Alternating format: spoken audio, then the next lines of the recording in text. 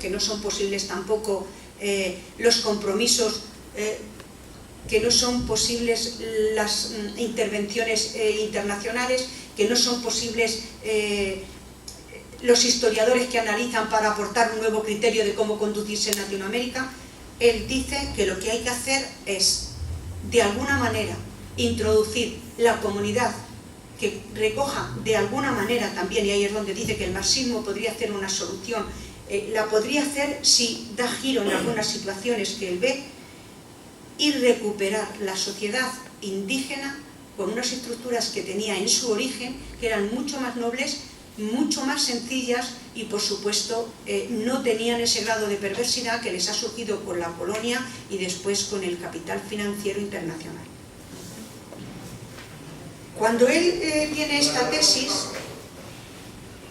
que todo el mundo se ocupa en que no tenga ninguna posibilidad de audiencia, es un momento donde hay muchísimos autores que naturalmente están dentro de lo correctamente político que será entonces. Digamos que yo no quisiera llegar hasta Alan García, pero por nombrarle a él, que nos puede sonar más a todos, sí decir que ese modelo neoliberal es el que se viene instalando desde finales del siglo XIX, desde que llegan los ingleses hasta el momento en que nos encontramos, y que hoy vemos que tiene una expansión por toda Latinoamérica, excepto en aquellos países que han intentado, y que intentan, y que algunos lo han conseguido, el mantener esta independencia y que parte esencialmente de la economía. Entonces lo que dice Mariátegui es que hay que desalojar a la Iglesia de sus poderes. Hay que además desalojar el capital extranjero. Hay que liberar la economía en el sentido estatal. Y naturalmente hay que cerrar todas las posibilidades del feudalismo.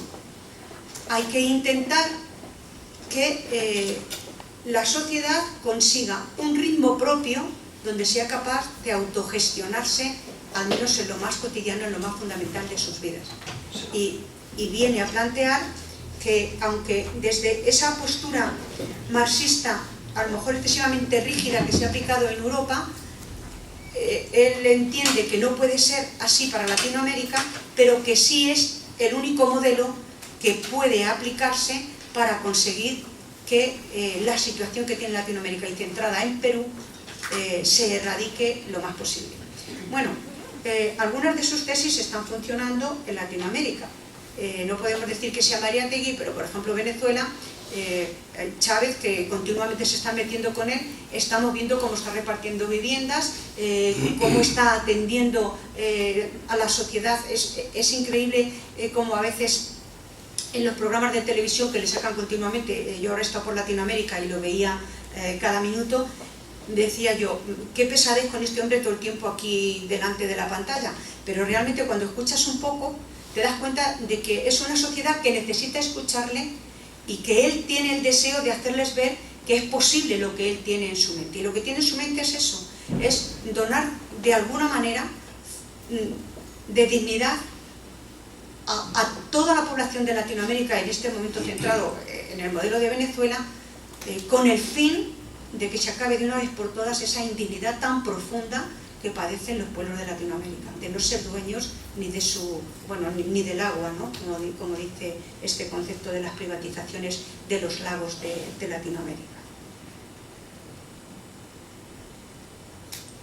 Y bueno, yo aquí lo dejaría y les pediría que en el verano, si tienen un ratito de tiempo, que lean la historia del Perú, porque aparte de ser un país bellísimo, van a aprender mucho de toda la perversidad que ha pasado por este país. Y yo de mi parte les doy las gracias por su atención y he terminado. Muchas gracias.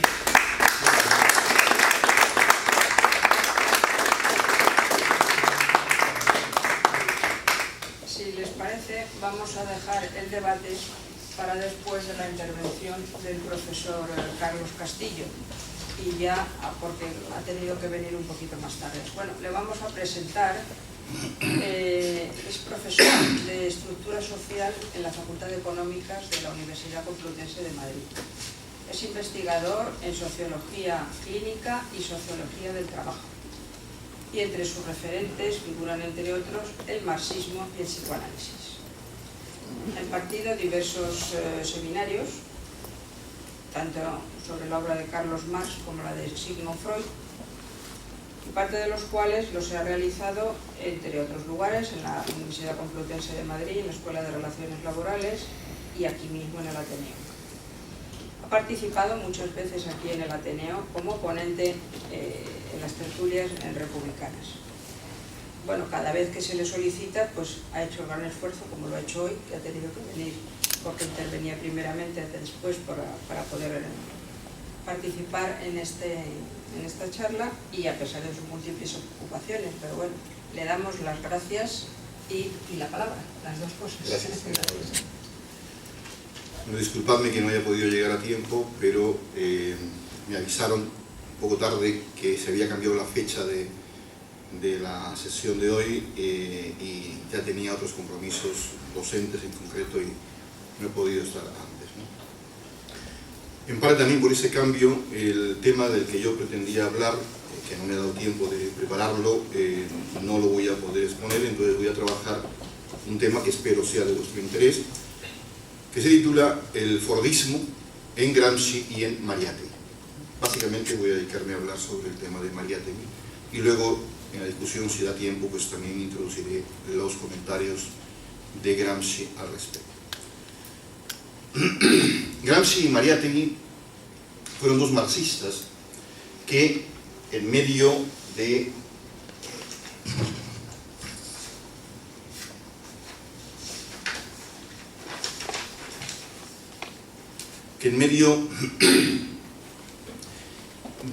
la tensión entre el reformismo socialdemócrata en descomposición y la ortodoxia reductivista de la Tercera Internacional, en pleno auge en su época, a lo largo de su época vital, Gramsci vive entre 1891 y 1937 y Mariátegui vive entre 1894 y 1930. Como veis, los dos mueren muy jóvenes. Estos dos pensadores desarrollaron intentos originales de fecundación del marxismo con realidades tan complejas y contradictorias como aquellas de las que fueron contemporáneos activos. Y lo hicieron no sin contradicciones y fisuras, pero sí desde un esfuerzo claro, consciente y heroico, hay que decirlo, por el que asumían que ante lo nuevo solo era posible la profunda recreación de un pensamiento fuerte, el marxismo, a la par que flexible, como instrumento para desarrollar un proyecto global y radical de transformación. Hoy, adentrados ya en el siglo XXI, y desde el vacío de la derrota, Gramsci y Mariátegui, con todos los matices que será preciso hacer, vuelven a ser un eje crucial para la creación de lo nuevo, porque, dada la realidad en la que vivimos, las claves de su marxismo abierto son reclamadas como necesarias. Y aquí quería citar, estaba leyendo mientras salía de la facultad, un artículo de Michel Lowy, un sociólogo brasileño radicado en Brasil desde hace mucho tiempo. Y hay dos frases de este artículo que se titula El marxismo romántico de José Carlos Mariátegui que me interesan en este contexto, ¿no?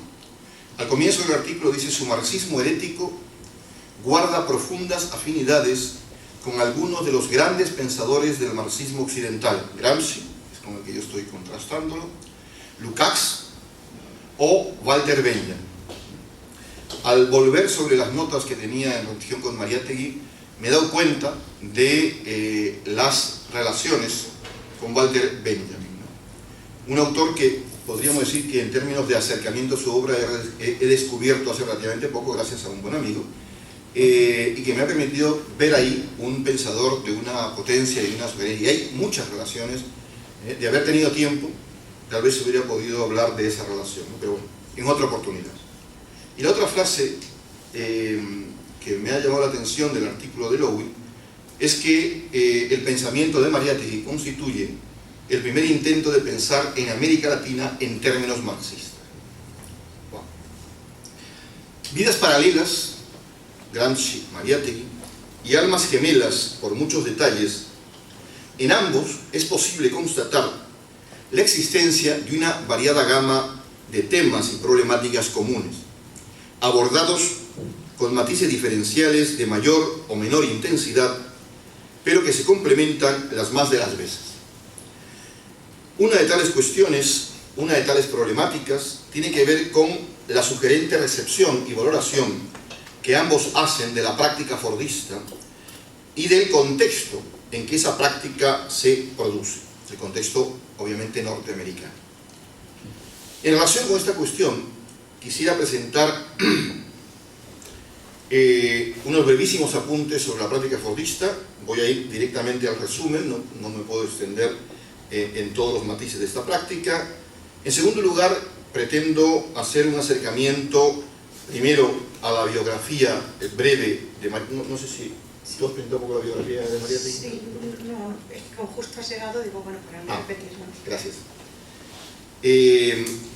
Pretendo hacer, junto a una breve visión de la biografía de Mariátegui, un acercamiento textual al modo como Mariátegui asume el fenómeno fordista, especialmente en obras como Defensa del marxismo, Peronicemos el Perú, Temas de nuestra América, El alma matinal, La escena contemporánea o Figuras y aspectos de la vida mundial.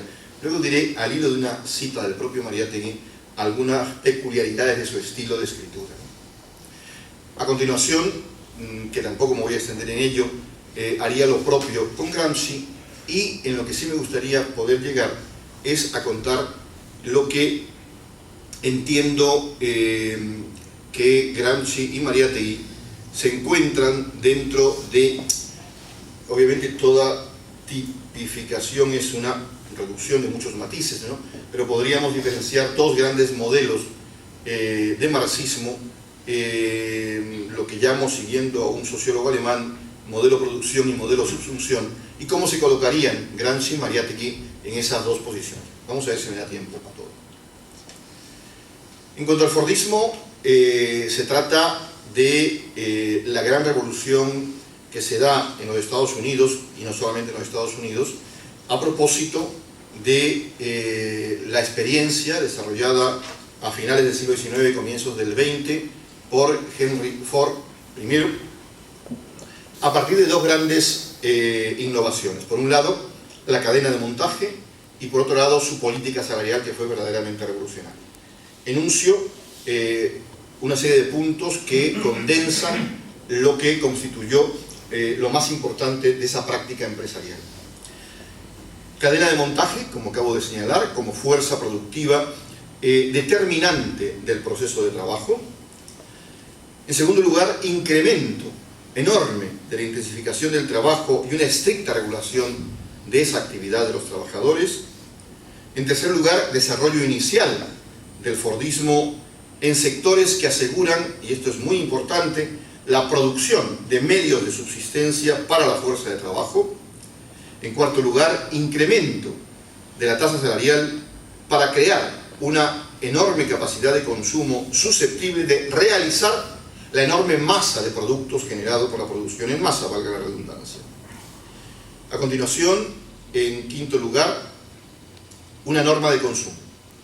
Una norma de consumo que implica una transformación radical del modo de vida obrero, que queda subsumido en la lógica del mercado a través de esa norma de consumo. A continuación, una negociación colectiva sobre los salarios complementada con un sistema de protección social que aseguran la estabilidad de los comportamientos de consumo. A continuación, extensión del crédito al consumo, elemento complementario y fundamental, previa a la regulación estatal de la moneda. Además de esto, desplazamiento de las condiciones de formación de la ganancia de una presión sobre los salarios, como era el planteamiento tradicional, a una continua mejora de la productividad. Y por último, ahondamiento en lo que en términos de Marx se llamaría la subsunción real del trabajo en el capital. Esto sería, dicho rápidamente, algunas de las características de la práctica empresarial fuertista. Veamos a Mariátegui y cómo se acerca a esta problemática. Pero antes decía, quiero presentar brevemente algunos rasgos de su biografía, que son especialmente interesantes. La pregunta es, ¿cuál fue la trayectoria vital de quien, como Mariátegui, vivió intensamente los avatares de su tiempo y que es considerado el iniciador de un marxismo al que por primera vez le cabía enteramente el término de latinoamericano? José Carlos Mariátegui nace en Moquegua, una ciudad en el interior del Perú, el 14 de junio de 1894. En 1902, y después de una prolongada enfermedad, artritis tuberculosa, que le va a pasar factura como causa de su muerte en el futuro, queda lisiado de la pierna izquierda. Durante su convalecencia se inicia en el hábito de la lectura. En 1909 ingresa como obrero en el diario La Prensa, un diario importante de la época, y el año siguiente asciende a ayudante de linotipista, con la tarea de leer los originales. A partir de 1912 le encarga la redacción de notas policiales y sueltos sobre incendios, y desde 1914 empieza a publicar artículos firmados con el seudónimo Juan Cronicar. En 1916 pasa al diario El Tiempo como cronista parlamentario. En 1918 funda una revista llamada Nuestra Época, con un hombre muy importante por sus relaciones con el Partido Comunista Español. Me refiero a César Falcón, cuya mujer fue secretaria de la Pasionaria durante mucho tiempo. La revista solo publicará 2 números. En este mismo año, 1918, empieza a definir su orientación socialista y figura como miembro del comité organizador del Partido Socialista. En 1919 se aparta del diario El Tiempo y funda el periódico La Razón, desde cuyas columnas apoya decididamente la reforma universitaria y las reivindicaciones sociales. Huelga por las 8 horas y por el abaratamiento de las subsistencias. Este periódico es clausurado y el gobierno aleja a Mariátegui del Perú, lo exilia, dándole un cargo de promoción cultural peruana en Italia. A través de contactos consigue que sea un exilio, en fin, más o menos fácil, pero exactamente. Viaja con destino a Europa el 8 de octubre de 1919 junto a su amigo César Falcón, enviado en su caso a España, y por los mismos motivos.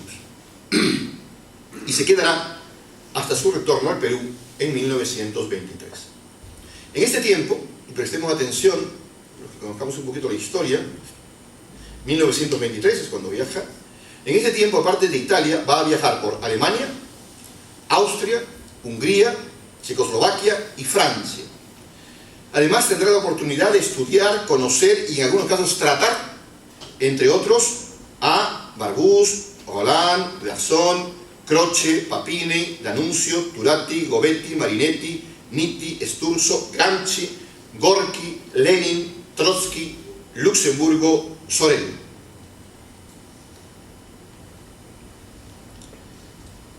La mayoría de estos autores harán a Mariátegui, ante la dogmática escolástica de la Tercera Internacional, sospechoso de múltiples desviaciones. En 1921, Gramsci asiste al Congreso de Livorno como corresponsal del periódico El Tiempo.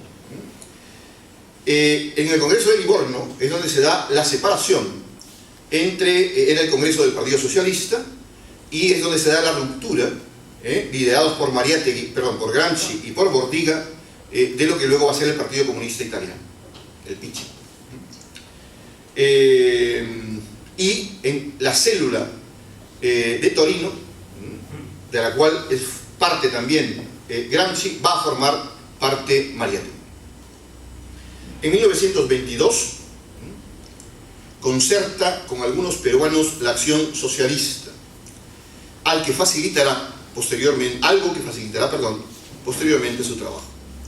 A su retorno al Perú, el 18 de marzo de 1923, tiene dos conclusiones bastante claras. Esto sale en uno de sus escritos. Que durante su estancia en Italia desposó una mujer y algunas ideas, el marxismo, pero un marxismo abierto y crítico, y que el itinerario de Europa había sido el mejor y más tremendo descubrimiento de América y del Perú. Ya en Lima, establece contactos con sus antiguos amigos que lo secundaron en sus campañas periodísticas de nuestra época y La Razón, para socializar lo adquirido en Europa y empezar a concretar proyectos. Al poco de llegar, uno de los compañeros de esas aventuras periodísticas le pone en contacto con Víctor Raúl Haya de la Torre, y este le va a invitar a participar activamente en la Universidad Popular González Prada, donde dicta un ciclo de conferencias sobre problemas sociales europeos. Asimismo, asume la dirección de la revista Claridad ante la deportación de Haya de la Torre por parte del régimen de Leguía, gobernante de la época.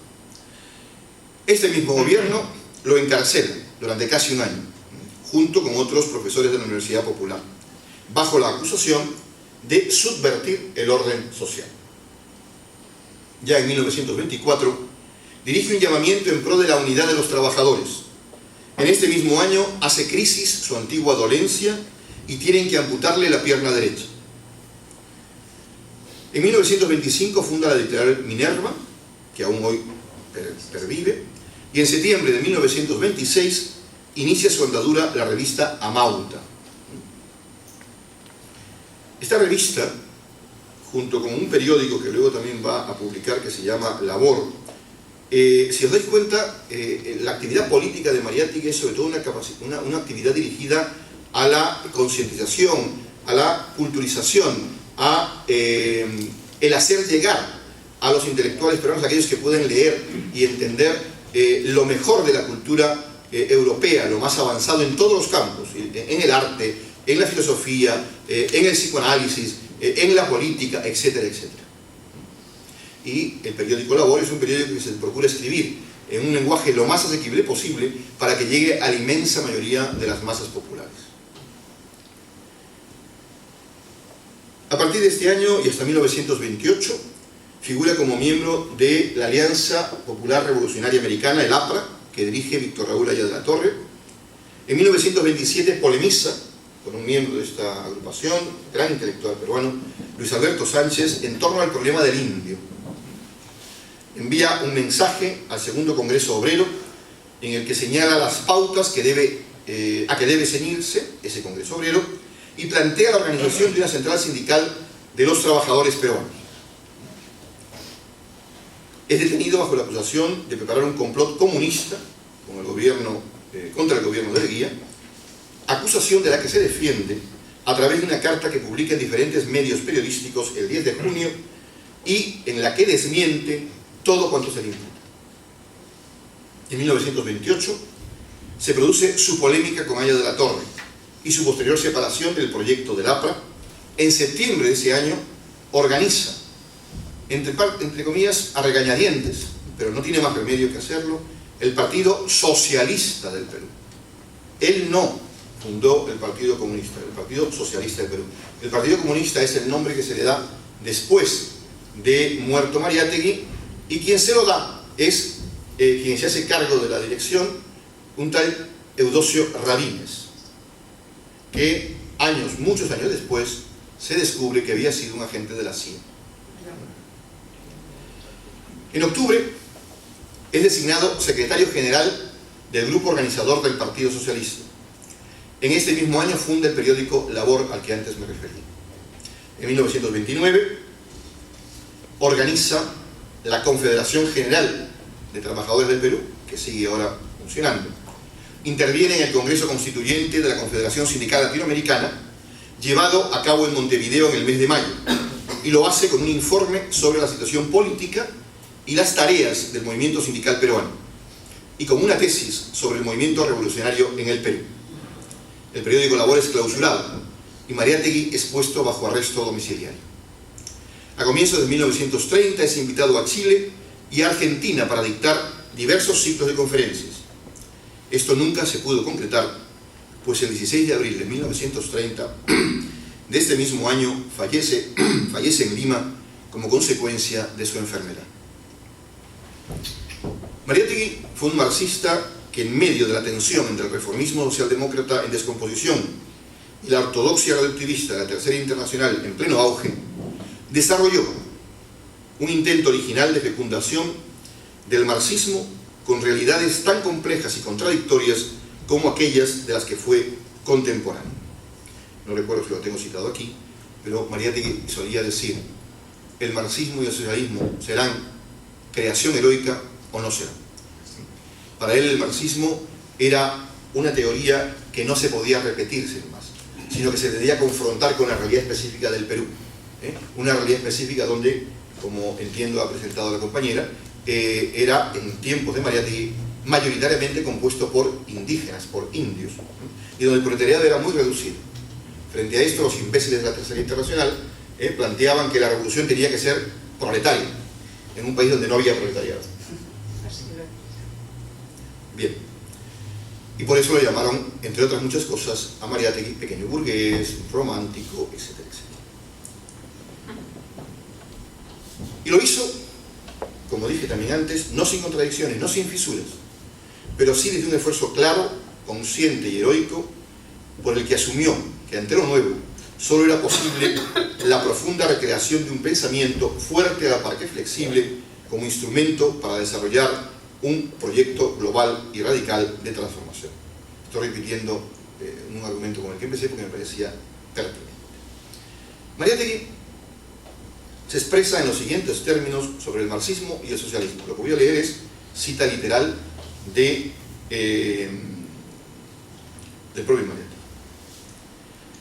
No he atinado aquí a poner la obra de la que sale, pero dice: no es un cuerpo de principios de consecuencias rígidas iguales para todos los climas históricos y todas las latitudes sociales. No queremos ciertamente que el socialismo sea en América Latina calco y copia. Debe ser creación heroica. Tenemos que dar vida con nuestra propia realidad, en nuestro propio lenguaje, al socialismo indoamericano. Nuestro socialismo no sería peruano, ni siquiera socialismo, si no se solidarizase primeramente con las reivindicaciones indígenas. Esta es la manera como tiene Gramsci. Y ahora, Mariátegui. Otra cita, de una obra que se llama La escena contemporánea. Y una cita interesante, porque tiene que ver un poco con su estilo de trabajo. Decía: pienso que no es posible aprehender en una teoría el entero panorama del mundo contemporáneo. No se puede reducir en una sola teoría. Que no es posible, sobre todo, fijar en una teoría su movimiento. Tenemos que explorarlo y conocerlo, episodio por episodio, faceta por faceta. Nuestro juicio y nuestra imaginación se sentirán siempre en retardo respecto de la totalidad del fenómeno. Esto que acabo de leer hasta aquí me recuerda una cita de Marx y Engels en la ideología alemana, donde en la página 20 de la edición de Grijalbo plantean algo parecido, ¿no? Donde plantean que eso que se llama el materialismo histórico es nada si no se somete a la especificidad de la realidad. Y dice más cosas que los marxistas, por desgracia, no han sabido leer con atención.